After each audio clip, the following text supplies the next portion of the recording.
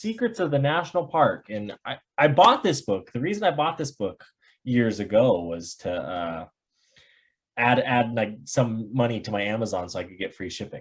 So that's why I have this book. But today, what I want to do is when we get into the parks, it has different things, and we're going to talk about some. We can wander our way over, because this is Wandering Ways. What's Bigfoot possibility? Think. Just realized I had the barcode or the QR code, so people could probably scan and Download the app. you can get ready to earn your rewards at Dutch Bros. No, Dutch Brothers is going public. I'm gonna starting at $18 a stock. I think I'll buy a few. Why not? I mean, if stocks are your thing, then why not? Yeah, that's true. But this isn't the NASDAQ. This isn't Wall Street. This isn't that kind of podcast. This is the nature podcast, Wandering Ways. Welcome back, everybody. Yeah. How you doing, man? Fan-diddly-tastic. Josh is in town, and you know what? When Josh is in town, you know what that means? We're going fishing. And I know I talk a lot of fishing, but Josh likes to fish. Tomorrow, we're actually going down again on the Bighorn because I was like, we've had such good success all year long that, it's like, and Josh being out in Oregon hasn't really come home to fish much, but he still has his Montana ID and all that. So he's good to go. He's registered to fish.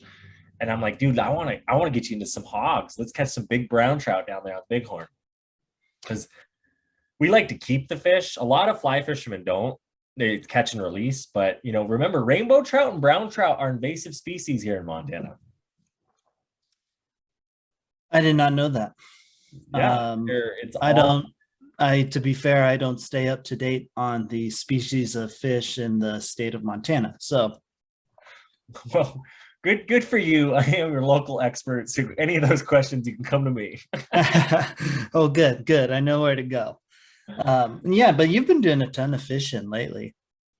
And I love it. I love it a lot. And I was thinking, because I was actually just up in Wolf Point, good old middle of nowhere, Montana. Nothing to do but watch the game show network. But no, it's great up there. Got to go to a wedding right on the Missouri River. Beautiful spot. Probably hasn't changed ever because of it's just so remote. Yeah. And the house, nice wedding venue. They even launched a rocket off and it landed in the water. And we're all like, well, good thing it hit the water because fire season, Yeah, right. But it was good. I'm loving it. But what I realized is that's the place I could go fish a paddlefish. Oh, that's right. I was trying to think of what the hell you meant by paddlefish for a second, but I remember you have talked about the paddlefish before. They are a native species to Montana. They have the big nose that looks like a big just canoe paddle sitting there, and maybe I'll pull one up so people can see. You use as big as my hand, the treble hooks. They have the three things on them. Yeah, and, you snag them. And you see these huge rods, the tuna fisher rods out on the Missouri River. And, Thea being up from that area, I never thought, hey, I should do that. Yeah, looky here for our YouTube viewers. Here's a paddlefish. Yeah. They're cool. They're kind of crazy looking. I'm not going to lie. They're hogs, though. They get the big ones that the guys are holding. Yeah, they remind me of sturgeon. Yeah. Well, and sturgeon are native to Montana too. And actually the Cabela's here in Billings just put 2 baby sturgeon in their fish tank. Oh, really? Yeah, it was kind of cool. Hey, if you're ever in it's like the Multnomah Falls area there. If you go to the Bridge of the Gods, you can stop at the little fish hatchery there. You can see Sherman the sturgeon. There you go. Big old sturgeon out there. They got a little tank and he just kind of floats. I mean, he's a big sturgeon. But, oh yeah, they get huge, 11 feet long sometimes. Yeah, they can get real big. But anyway, I was watching Everyday Backpackers videos the other day. I was doing a little binge, I was just kind of sitting at work, watching his videos, and I was listening to his music. I'm sitting there, and then all of a sudden you just hear, wow, all that beauty and majesty. It's like I start getting into his videos and watching them like, oh my God, like that is beautiful. And I'm like, hey, I'm just trying to listen to this in the background as I'm working, like I'm getting too drawn in. So it's real good stuff, Calvin. So I just want to say shout out to him. But he encountered a problem on one of his trips that I am curious if you've ever encountered it or what you would plan to do. Because on his map, so they have a map of this trail, right? And it's like an oval, we'll say. Okay. And there's like a line that goes through the oval, and they were looking to go to that line, right? Mm-hmm. Well, on one of the maps they had, it said it was like by the lake. On the other map, it was like away from the lake, like more north or something of that. So they actually ended up like walking all the way back around on the oval, adding probably, I don't know how many miles they added, but to come back to the original spot they want to go, rather than that cut across spot. But then they found out later on a different map that trail was marked correctly on someone else's map that they had later in the trip. And I'm curious how you would go about something like that. You have one map, you're out there hiking, right? Yeah. And Trailhead should be here, but you're not seeing Trailhead, but you can still get to the destination by going around, Oh, easy. I would just do the other trail that was actually on the map. I mean, I'm pretty sure we have talked about like me not knowing mileage very well on trips, and just like we're having way too intense of a trip. So that probably would happen to me in if I went on a trip like that, except yeah, I don't know how many miles Kalman and them added, but I probably, if it was me that was doing it, we'd probably have an extra like 10 miles of hiking that you were then originally planned. So right. I'd go with the flow. Yeah, no, and I'm like, I don't think we've ever encountered that, but it makes sense, because sometimes faulty maps are faulty maps. I guess it was an updated year or something. So he did in his video, I think he reminded everybody, make sure to check the year of map you're using and the updates and whatnot, because they do, Forest Services, I think, do change trails and whatnot, and fires change areas too, and different things, blizzards, rock slides, all that happens. So things get changed and moved all the time. But yeah, no, I thought that was something that I would bring up, because I was like, I could see you in that case being like, well, I'll just take another 12 miles and okay, like. Yeah, it would be 12 miles, but like as we take it, I'd say like, oh, let's just take the extra 5 miles, and it would be 12 miles is how it would work. If I was doing it, I'd be like, oh no, we're almost there. It's only like 5 miles. Then you just keep going and going. And that's why some people don't like hiking with me. It's because I end up doing way more than we planned. We do though with you. I'm not gonna lie, like. Because even like Hawaii, when we were down there, you were just like, yeah, that's the miles. And then, we're not calculating in that elevation gain in those miles, where it's like, oh, typically in Glacier, when we do this, it's this, or when we do this, it's this. So we're not thinking, we're going with the flow. Yeah. Honestly, I think that's the other thing too, sometimes, is when you do go with the flow, you take it a little bit easier on your body, a little bit slower, because you are just like, I'm pacing myself. I don't know where this is going, but if you kind of have like, well, we should be to that waterfall by now, and, where you get impatient, I think that mental strain is also a factor with the physical strain. Yeah, no, that's true. I mean, I've been on hikes where, I've read like what you'll see, and so like I'll be on them and I'll go like, well, there's supposed to be a waterfall at like some point. Right. So I probably need to plan more than I do when I go on these things. So, I was brushing the hair this morning, and I got some gray hair coming in back here, and I can see it now, like it's in the mirror, like not just in the back, it's up here now, and it's because of your shit. No, it's this kind of not planning. It's like fuck. No, I'm just kidding. That's my joke all the time with the athletes I work when they just start ticking me off and they're not listening to the stuff I say. And I go, you see this gray in my beard? Do you see it? It's because of shit like you. What you're doing right now, it's giving me this. It really is. I mean, I'm okay with it. Like, what I like is my grandpa, and you've met my grandpa. He has the white hair. Mm-hmm. I just hope for that. I want the salt and pepper look. Oh, it'll go salt and pepper early, but Yeah. like late, if it just stays in shape like that, intact. Yeah. Yeah, I want the salt and pepper look for like ever. I take the salt and pepper look now, to be honest. Yeah, I mean, you could. I don't think Matt will ever get gray hair. I don't know. I don't know if Matt will or Matt won't.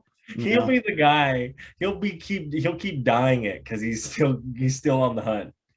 I could honestly see Matt looking the same age for like 40 years. Yes. Which, like, kudos to him, because I think he'll look young for like 40 years. I mean, he's looked like how old he was at 20, and he's almost 30. That's 10. Right? Yeah, there we go. He's got another 30 years of looking like he does. Right. Oh, man.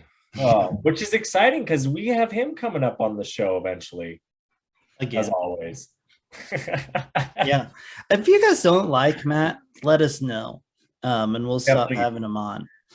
And it won't hurt his feelings because he doesn't listen to these. Yeah, he won't.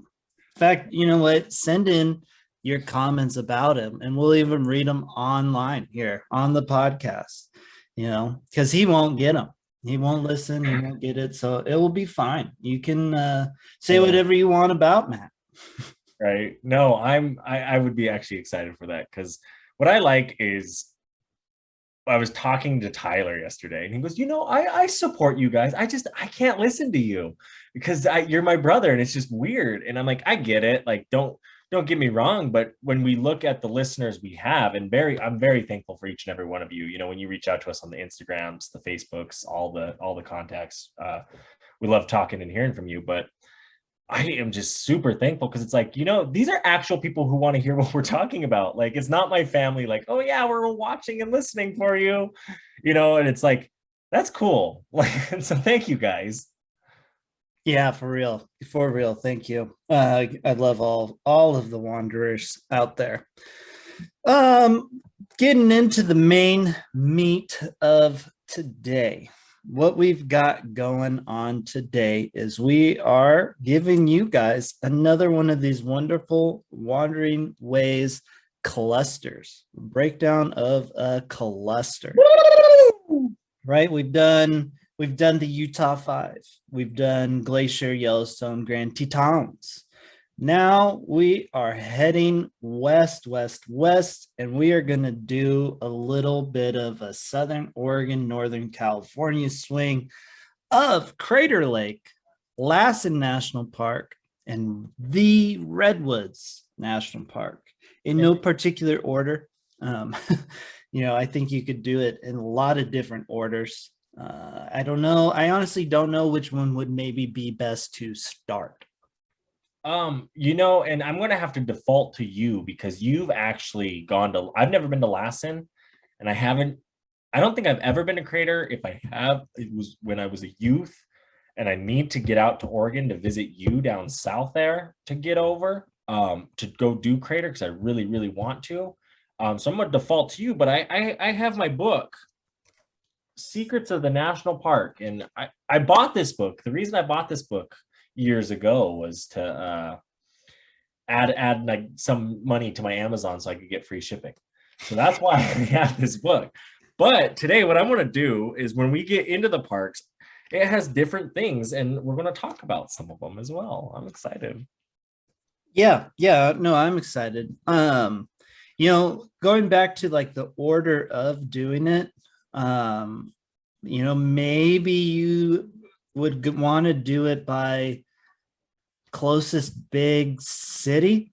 So you could like fly into, which would then most likely be Lassen, because you can fly into Sacramento, Oh, that would be a good starting point if you're flying into a big city. If not, you know, you could maybe fly the in Reading or is Grant not Grant's Pass, but Medford. Medford.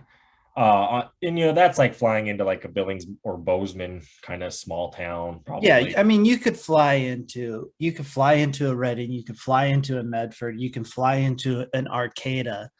You totally can. I think it will be a bit more expensive because they're smaller airports. You'll have to make a transition. I know flying into Arcata is pretty expensive.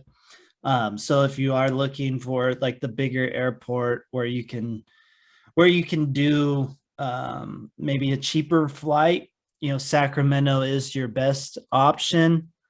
Your next best option would be Portland, but you do have like a 6 hour drive down to Crater. What about Reno, Nevada? How far is that from Lassen? Oh, that's actually really good. I don't think it's much far. It's a little farther than like Sacramento.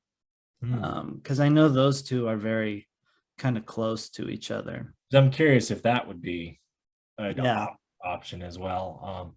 Yeah, it's kind of what I like about this spot and kind of this cluster in particular is we have a little bit of knowledge and expertise in this part of the country, as well as I feel like the big parks are becoming super overcrowded. The Yosemites, the the glaciers, the Yellowstones, the Olympics, Smoky Mountains is really overcrowded and people are like, I want to get into some of those hidden parts of the country, those where it's just me and the trees. And I think these three parks kind of can give you that, which I like. Yeah. Reno is actually a fairly decent option for flying in. It's a little under 3 hour drive to Lassen, Okay. which is honestly probably a better choice than like Portland. So if you're looking for, good solid options, I'd go with either Sacramento or Reno. I might even go Reno before Sac. Honestly, whichever one's cheaper, that's the one I would go to between those two, to give yourself a little bit of options. So we'll open this up with doing it starting at Lassen. And then from there, when you're in Lassen, right, things to do in Lassen. Lassen's probably not the most, like, we've talked about it on here. We had Matt on talking about it. Lassen is the kind of park, it's a hiker's park, you know, it's something where you kind of just go and you hike, or maybe you do camp for the weekend with your family, because there's not a lot of like awe factor in it, but it's something you're away from people. It's not as popular of a park. So you can go enjoy a day or two in that area, and get a taste of volcano activity. Really kind of, there is just isn't a whole lot to do in Lassen, in Well, general. and I think part of this cluster, when we look at these clusters, we're planning your 5 to 7 day trip kind of around this. And I would dedicate at least a day to it, I think, Yeah. to give it the time to do the trail. When we did our big five in Utah, it's like, when you take a Capitol Reef and you're only doing the one hike that day and you're passing through, this could be that park, I think, because it is smaller. It's kind of just the volcano itself. It is active volcano, which is cool, the mud Yeah. pot, the stuff it has, but I think you can get your fill and move on to the next destination all within a day. And that might be the case depending on the type of traveler you are, where, oh, I really like to get, 2 3, to spend an extra night places. If you have that ability to do, people do that, where it's like, oh, I was in Yellowstone, I planned 2 days, but I'm gonna stay for 4. So I think in that case, this is one of those parks you could take time away from and still feel like you completed it all. Yeah, the one thing about even like all three of these parks, they are on the smaller side of things when it comes to these national parks. So, like, you can get a good fill for them, like all three of them within a day. So, it might be worth also looking into stuff around these parks as well. So like maybe you are taking your time and checking out like a Lassen or a Mount Shasta in that area. For like the Redwoods, maybe you're taking the time to hit the forest and the beach. And then if you're going up to Crater Lake, Crater Lake's kind of out there. It's really the only like real big thing in the area. So like maybe, you go and hit like those smaller towns in the area to get like that smaller kind of community feel Yeah, for it. I would even throw out Bend in that case, because sometimes people do they want to experience Bend, Oregon in a trip. And you could say, if you were to cut time off Crater to spend a day, like you could cut a day off Crater to spend it in Bend. Yeah, And then you people could. like, That if you did want to do Bend, I would either start in Bend, go Crater to Lassen to Redwoods, or Crater Redwoods Lassen, or I would end with Bend. Because Bend's got a fairly bigger airport. You can hop over to Portland and Portland out. Or if you're coming from like say from over there in Montana, you can then it's an easier road out out back to Montana. So because Crater and Bend, it is a few hours of a drive.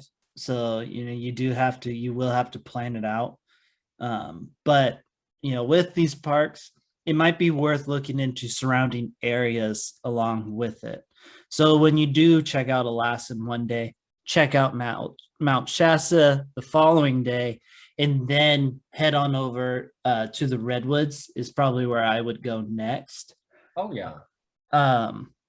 It's a longer drive probably than Crater, but your drive home from Crater to an airport will be to a bigger airport will be a lot shorter than like if you did it from the Redwoods, because as I've said before, the Redwoods are out on their own in their own little world out there, which is what makes it awesome being out at the Redwoods.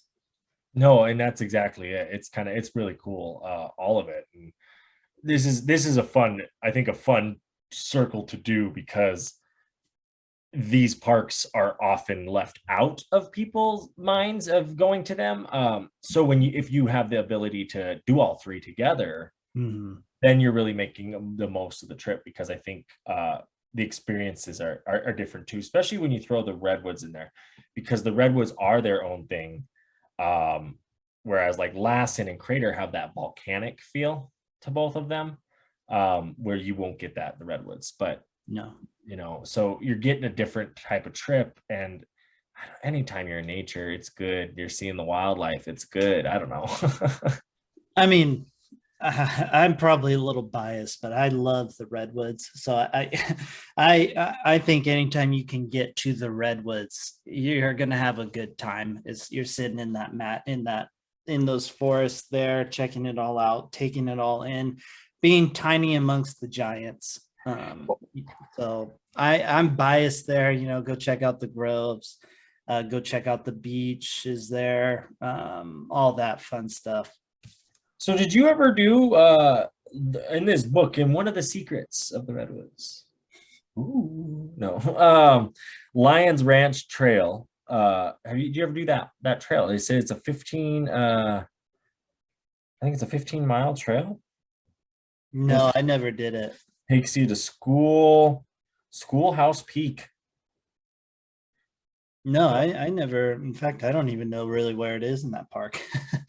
Oh, yeah, it's kind of, it would be,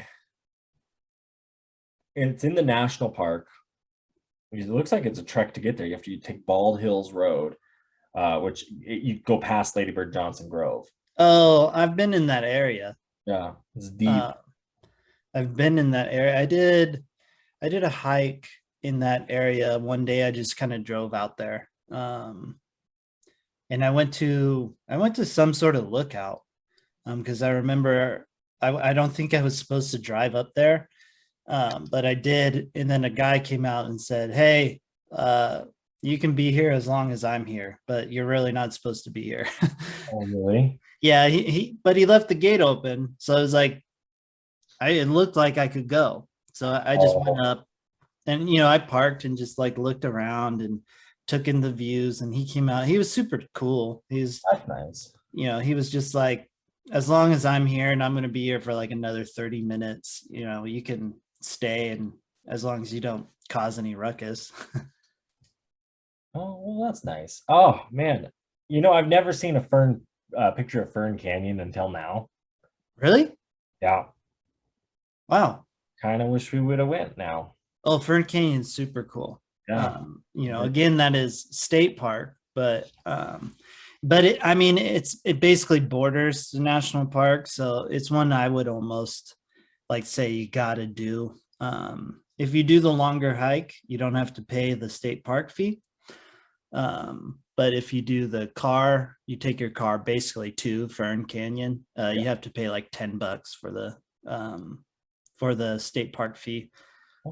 But it also gets you into another state park that day called Patrick's Point, which is another cool little spot. So you can hit both of those state parks for the $10. Well, and even like Trees of Mystery, getting to do Trees of Mystery. I know I talked a little bit about that on one of our last episodes before this one. But it seems that was really cool. The money was worth it to do that, to have that experience, because I think being up in the trees, like actually up in them, gives you a different type of perspective to experience and feel. But I didn't realize, I'm looking at this, there's a little trailhead if you walk across the street from Trees of Mystery called Hidden Beach Trailhead. And there's 2 short hikes, and it takes you right down to Hidden Beach, and that looks like a pretty area as well. Host of seabirds and sea lions. Oh, there you go. There you go, people. Go check it out. I think Trees of Mystery would be cool. I'm kind of jealous I never did it when I was living down there, because I've always wanted to get up into the trees. The Eureka Zoo down in Humboldt, they have a walkway now too. Oh, cool. So you can get up in the trees there. You have to go to the zoo, which, I mean, it's not a huge zoo. It's got some cool things, but it's not like the Trees of Mystery kind of. It's not the same kind of feel. It's a little bit more in the city of Eureka. Yeah, but still very, very cool. The redwoods are nice because you can check out a lot while making progress in your travels. So you can start pretty low in like the Eureka Avenues of Giants there, and then you can go up to like an Oric. You can check out the Lady Bird Johnson, the Tall Trees Grove. Then you can go up to like a Crescent City, hit that Trees of Mystery, which is close to Crescent City. You got the Jedediah Smith area. You got the Titans Grove in that area, which has a bunch of the tall trees in. So you can make a lot of progress in your traveling while seeing a lot of the redwoods, which is kind of cool and nice. Yeah, especially like the Avenue of Giants. You're going north to south on that. Yeah, 100%. And then from there, from Crescent City to like Grants Pass, that's an hour and a half. And then you're looking probably hour and a half, 2 hours to Crater Lake at that point. So as you're making your way to Crater Lake, you can see a lot from that travel. So it's kind of a nice little medium spot or middle spot in this cluster because you make progress to your next point while seeing a lot, doing a lot. We hit all the points about trees, but we didn't even mention the parts about the beaches on this little way up. And the lighthouses. There's some cool lighthouses the whole way up from Eureka on too that people like. There's lighthouse nerds. There's lighthouse in Crescent City. There's lighthouse in Trinidad. So I mean, there's just a lot that you can see while you make your way up, which is what makes that area kind of cool. That's a nice little part of it. But speaking of cool stuff, it's time for cool shit in nature. So this week I've got another 2 things of cool shit in nature. Super excited about it. We're going to show this first one here real quick.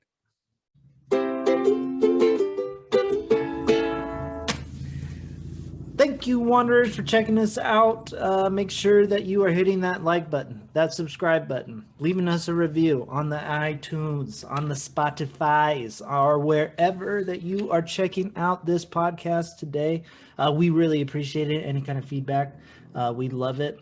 Make sure to check out the YouTube so you can see our beautiful faces instead of just listening to those beautiful voices. But hit the like and subscribe button there too to see all of the fun Wandering Ways stuff. Yeah, on the YouTube too. Make sure to check out those videos like Mark's amazing 30-day road trip where he lived out of the back of a Jeep. And if you want to commemorate it, go ahead and pick yourself up that Wandering Ways swag. In the Linktree bio, click the swag button. If you're just on YouTube or Google or some sort of thing, go teespring.com/wanderingways. You'll find us. You'll find socks. You'll find shirts. You'll find whatever you want to put our logo on, and you can have it for sure. And maybe you only like one of the Wandering Ways team members here, and you want to check out maybe just me personally, because obviously I might be the better one. Check me out, Reverend Marcus, on the Instagram, on the Twitter. I got some fun stuff there. Hey, and you might be into Jeeps. You could check out my Jeep, the Rougarou. You might be into adventures. Check out Zach of Wandering Ways. Who knows? You can find it all with us at Wandering Ways, the nature podcast. Yeah, let's keep wandering on. One second. This one's kind of going back into an old lane of mine that you guys used to give me crap about. But it's not necessarily the same. It's always kind of cool. Oh, heck yeah. It's a ram. Yeah, it's 2 rams heading. It's actually 3. It's like a little 3-way battle here. Weird. What a dick. I know. It's like they're ganging up. It's also not like the most intense ram battle. Well, it's winter, so they might just be doing it to do it. Oh, like, yeah. Practice kind of thing, because it's not rut, I don't think, for them. They're not breeding at this point. And then, like, they just kind of go right back to chewing, like their cud. Just... Yeah. But I was able to actually see this up in Glacier one year. Right in the butt. Hit him in the butt. But we we're on that Logan's Pass hike. There goes my microphone. We good? You hear me? Oh, there we go. Microphone's dropping. Mic just dropped because he hit so hard it made my microphone fall. No, but I was able to see this up on the Logan's Pass hike one year. Rams up on a big hill. Live. To hear it would be cool. It was too far away to hear it, but we saw it. Yeah. But, yeah. Another one here. It's another cool thing. Oh, I don't know. Are we? Yeah. This is a cool one. This is in Monterey, which is in California. But all them fish getting eaten up by this big old whale. Yeah. Missing a lot, though, it looks like. This would be really cool to see. How many do you think he's getting in that? Oh, man. I mean, it's got to be at least 11. Yeah, at least. I mean, no, he's got to be getting close to like a couple thousand. I don't think a couple thousand. Probably close to 1,000, maybe. Yeah. Well, because look at like all the ones that don't get in either. Yeah, I know. I mean, there's a lot of fish right there. Yeah. And he got big old mouth. That's true. That's a big humpback whale. Yeah. It's kind of Dang. crazy how much like they gobble up in one mouthful. Well, yeah. He's missing a lot on this one. If you guys check out the YouTube, so you'll see he's missing all these fish. Well, we also don't know how many he's getting either. At least that one. Oh, nope. I don't know. Look at them all fall out. Yeah, the ones that don't quite get in his mouth. Like he flops them up and it's like there's like the second chance. Yeah. Ooh, but that's so much pressure and velocity and force going up Mm-hmm. to pushing those fish like that, the water. Yeah. No, that's some cool shit in nature. Whales are cool. We've talked about whales a ton when it comes to this podcast. We like whales.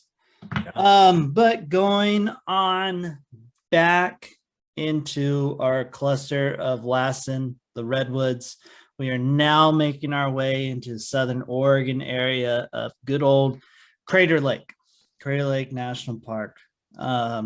If you read the little poster that's behind me, it will say it's just something to look at and then leave. I don't necessarily believe that. It's cool to go and look at, but it's also cool to get into and do some hikes. If you are a biker, cycling the rim road, would be pretty cool. But Crater Lake, it's there's one hike that can get you down to the water, so you can go ahead and jump into it. You can take a little boat tour to Wizard Island, a little boat trip to Wizard Island, go on, which is the island in the middle. Well, not like the middle, but it's in the lake. So the only way to get there is by boat. It's cool. I mean, it's Cascades. It's considered the Cascades. Cascades are super cool mountains to be in, volcanic mountains. It's cool to see that history of Crater Lake and like seeing like how big of an explosion that was, that it basically just blew a bunch of its head off, and now it's just a big old hole that's full of water. Very cold water, to be honest. Yeah, it's a cool park, and part of it having that volcanic history of it. People call it crater, thinking, oh, asteroid, but no, it's crater because the volcano exploded and left a crater. But I'm reading here in my secret book, the Castle Crest Wildflower Trail. Wildflowers can be found in early July or in July and August along this trail near the park headquarters, midway between the two villages. The route weaves along a path through thin subalpine forest and broad wildflower meadows and alongside Munson Creek. The best time to hike this short, exquisite trail is mid to late summer, when the vast array of wildflower species erupt in spectrum of colors. Yeah, this would be a cool place to see some of the wildflowers. Well, I know you like them, so that's why I'm like, hey. I love me some wildflowers. There's no doubt about that. I mean, who doesn't? You get to go hike through like a little prairie, a little bit of a valley there, and you get to be up in the mountains and you see a bunch of like all the different colors. I mean, I don't know, maybe if you're colorblind because you can't get to enjoy all the different colors, but even then you're probably still getting something out of it, just as beautiful as they are. Wildflowers, like, don't sleep on wildflowers. Well, and the Pacific Crest Trail kind of comes through there too. Pacific Crest Trail does go through that area, so if you are one of those through hikers, I'd say stop, check it out. It's a cool. I think Crater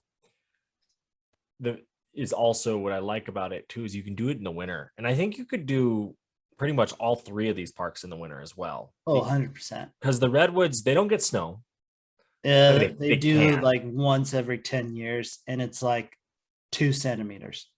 Yeah, exactly. I mean, so you can go do that in December. You and Matt did, and that was fun. I don't know if Lassen, it might be a little more closed down in the winter. But I think Crater, because that's one people like seeing. You see the wintry shots of that lake, you know. Yeah, that is a nice thing about this cluster is you really can do it any time of the year. Traveling amongst them is pretty good and easy any time of the year. And the crowds will be less in the winter just because that is how it is. People just don't really go out and do a lot of these as much as they do in the summer. These parks still get hit pretty good. From what at least I know, Redwoods and Crater. I'm not too familiar with how Lassen is in the winter. I'm assuming its location because it's close to the Sierra Nevada mountains as well. Yeah. But it's still part of the Cascades, which is nice. But I feel like the elevation and location, it gets snow, which I think would be cool there. No, it does get snow because first time I've ever been to Lassen, half the park was closed due to snow. So, it does get a good amount of snow, for sure. So I'm not sure if they close off the park in the snow, which I don't think so, because I think people will go cross country skiing in that park in the winter. So, or snowshoeing, I think would be kind of cool in that park if there's a good amount of snow. Yeah. I wonder if I bet you could get to the top of Lassen too in the snow. Just turns it into a little bit more of a hike. Instead of the what is it? 5 miles round trip for in the summertime. It probably turns it into more of like a full day trip when it's in the snow. Well, and I wonder if horseshoeing and stuff like that up to the top is a thing. Oh yeah, I'm sure. We probably have to look a little bit more into it. But that area, Shasta gets a lot of action in they're skiing at Shasta. So, there's winter activities in that area in case Lassen's not. So you can get some winter fun. You can go over to the Redwoods and get out of the snow and enjoy the Redwoods in the winter when it's wet, which is arguably a nice time to be in the Redwoods, is when everything's kind of wet and foggy. Yeah, and for our people that are out there looking for Bigfoot like us, those are some good parks to find him in. Those have a lot of sightings. And that's fun. I like Bigfoot because he keeps the adventure going. You keep looking for him. You have to go down the trail and find the waterfall. Have to go to the trail and find the river because he'll be there too one of these days. Yeah, it's great squatching area. Yeah. The Redwoods and that area it's a hotbed for going out looking for Bigfoot. But Crater Lake and Lassen are just not too far behind in the Sasquatch lore. So if you're out there looking, maybe go check out these places. This is a great cluster. You can do a lot and you can see a lot of different things within this cluster. It's not one of those clusters where it's all relatively the same. Crater and Lassen are probably the most similar, but Lassen doesn't have the big lakes, and Crater's kind of, because it is Crater Lake, the lake there, it's kind of its own unique thing.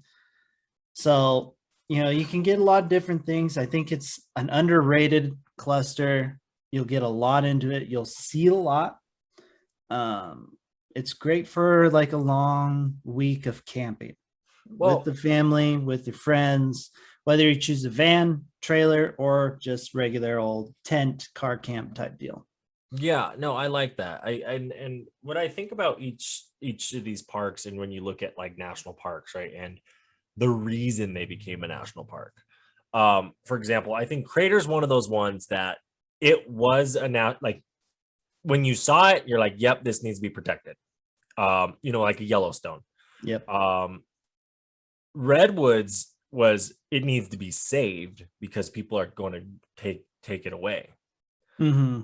Lassen is just kind of one of those ones that's like, it's beautiful land that there's not really anything we could do to it because of its volcanic activity. So it's a park. Yeah, I think there's a little bit of history in the area. Cool. So it probably leans more towards one of those historical national parks. Okay. When it comes down to like the main thing of Lassen, there's the beautiful national parks, and then there's those historical ones, both equally as good. Oh yeah. But yeah, no, anyways, this is a great cluster. It really is. You should check it out. Again, really kind of depends on where you can get the cheapest ticket in if you are going to fly into the area. Driving wise, San Francisco, it's probably quicker to go to the Redwoods first. If you're in the Valley of California, probably best to go Lassen.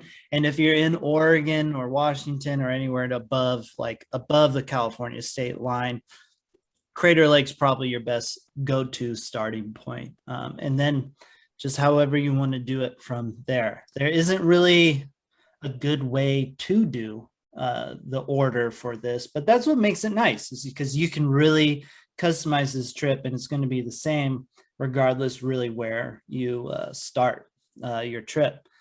Well, I like that, because what I also like about this is the towns and the cities that you kind of talked about, the small towns, when you're talking about, yeah, go experience the small town around Lassen, because those are those tourist towns that people like to go into and see. And Crater has that. The Redwoods have that. They also have the cities too that try. They're not necessarily the largest cities in the area, but they serve purposes, and they have different things. Like Eureka's downtown is very historic. Mm-hmm. The bayfronts, different things out there. The Reddings, the logging history, all of that in the area is fun to see. So if you're bouncing around and you're one of those people that's like, I'm not camping, I'm staying at hotels, you have those opportunities. Very, very, very true. But if you're camping and want to get off the grid, you have those opportunities too. And I think that's what's cool about this kind of a cluster. Yeah, no, that is very true, because you can do it kind of however you want to. You can see the things that you want to. You can mix it of like a mixture of going out into nature, of not going into nature, staying in these small towns, whether you're experiencing the Humboldt life, or maybe you're stopping at the Shakespeare Festival in Ashland, Oregon on your way between Crater and Lassen. There's a lot of different, there's really just a lot of anything you want to do, you can do in these areas. Yeah. So it's kind of, I guess it's you, the traveler, who decides this cluster. Whereas as like when we talk about like the Glacier Yellowstone Teton trip, I feel like that one's nature heavy. Yes, there's the towns to do things, but when we talked about that cluster, a lot of people throw Glacier off and just do Yellowstone and Teton.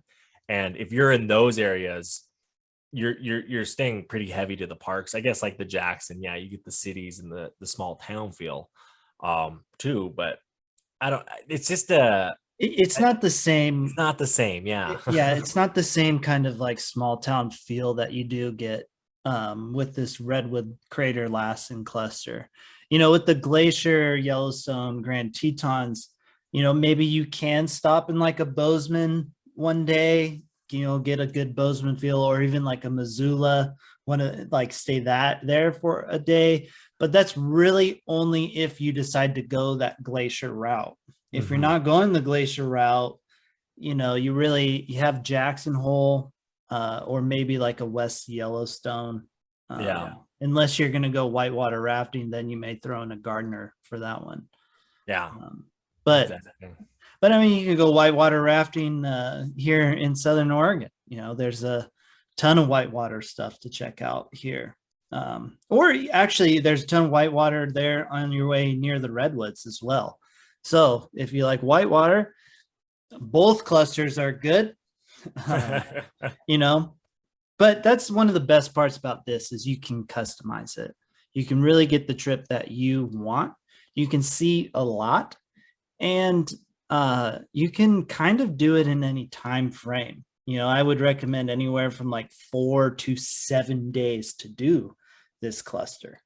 Yeah, no, for sure. And give it the time and the time you want to give it.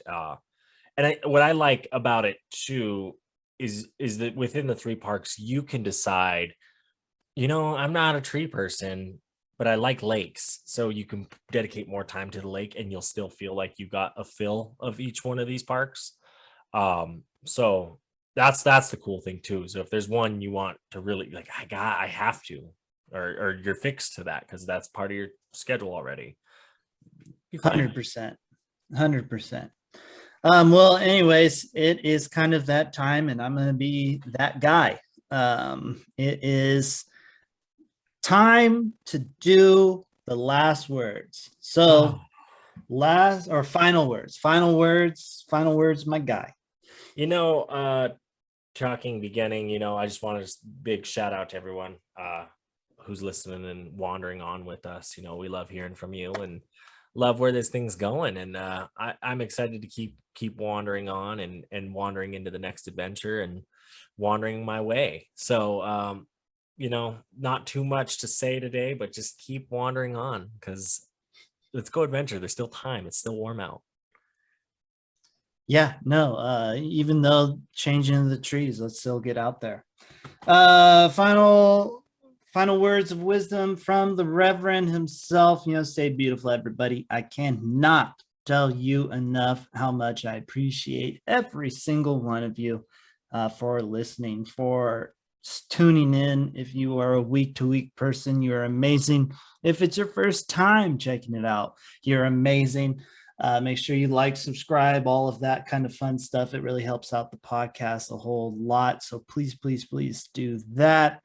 Get out, do some motion, get active, whether it's a walk, whether it's a run, a bike, a swim, a climb, a skate, whatever you want. Just get out, do some stuff, get the body moving, and enjoy some nature because that's what it's there for. It's for you to enjoy. It's for you to breathe in that good air and see all of the cool things and beautiful colors. That being said, peace out, everybody. Bye.